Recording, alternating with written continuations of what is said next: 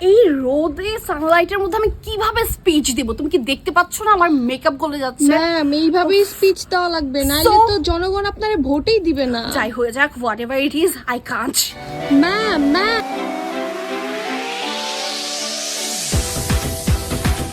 ভাইয়েরা আমার, বোনদের বয়ফ্রেন্ডরা আমার, আপনাদের তো বুঝতে হবে, যাই হয়ে যাক ঘর সংসার তো ঠিক রাখতে হবে।